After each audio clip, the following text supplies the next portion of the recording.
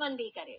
Iran America जंग बंद कराने में कासिम मुनीर की कोशिश भारतीय मीडिया भी सराहने पर मजबूर हो गया है। आपको बता रहे हैं कि तारीफ वही होती है जो कि दुश्मन भी करने पर मजबूर हो जाए, और अब ईरान अमेरिका जंग बंद कराने पर फील्ड मार्शल सैयद आसिम मुनीर की जो कोशिशें हैं वो रंग ला रही हैं, और भारतीय मीडिया भी उन्हें सराहने पर अब मजबूर हो गया है। जी हाँ, तारीफ वो जो दुश्मन करे। ईरान अमेरिका जंग बंद कराने में फील्ड मार्शल आसिम मुनीर की कोशिशें भारतीय मीडिया भी सराहने पर मजबूर हो गया।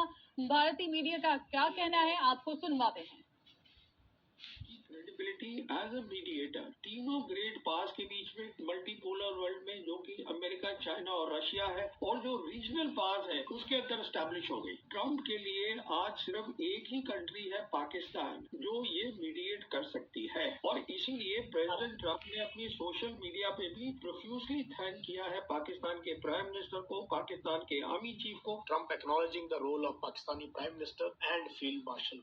So Field Marshal Munir का रोल सोच लो क्या है। There is a slight ray of hope which Pakistan has provided, and who has provided? Directly by Asim Munir, Field Marshal Asim Munir. This deal mediated by their army chief. Imagine his status, his ability to negotiate with different countries. What Pakistan has shown is it is able to engage with the US at the highest levels. The idea that the General Munir had that lunch with Mr. Trump, and they've had so many meetings since then, spoken to each other over so many different issues, that Pakistan can also have that very, very, very close relationship with China. It is able to deal with the Gulf countries.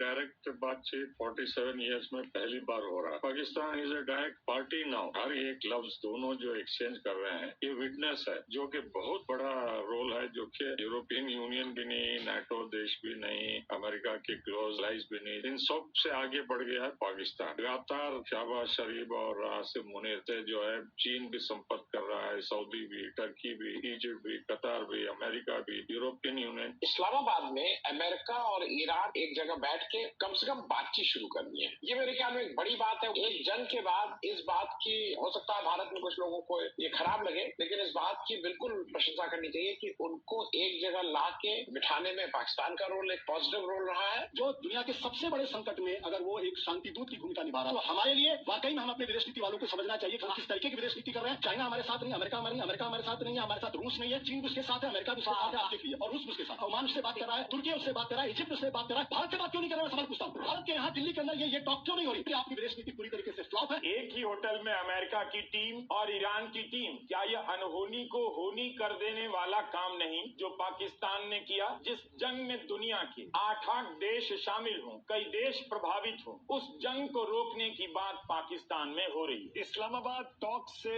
एक positive जो निकलता है, शायद पहली बार US और Iran के सबसे बड़े नेता आमने सामने बैठकर एक कमरे में बात कर रहे थे। क्या इसमें कोई रे ऑफ होप आपको दिखती है क्या? नहीं, डेफिनेटली दिखती है। देखिए, लास्ट जो कि ऑफिशियल बातचीत हुई थी अमेरिका और ईरान में 2013 में हुई थी। उसके बाद पहली बार ये आमने सामने, पहले ट्राइलैटरल, उसके बाद बाइलैटरल हुई, फेस टू फेस बातचीत हुई है। आमने सामने बैठ के बात हुई है, ये बहुत बड़ी बात है। कूटनीति की पहली शर्त होती है मेज पर बैठना आमने सामने, वो पूरी हो गई है। और आमने सामने बैठेंगे ये भी हम नहीं मान रहे थे। हम तो मान रहे थे कि अलग अलग फ्लोर पे रहते हैं, सेरेना होटल में इस्लामाबाद में। मैं अगेन, मुझे तो इसमें फिर भी एक पॉजिटिव दिखाई देता है। यही पॉजिटिव मैं कह रहा हूँ कि आमने सामने बैठना, ये पॉजिटिविटी, हमको पॉजिटिव देखना चाहिए। पाकिस्तान की क्रेडिबिलिटी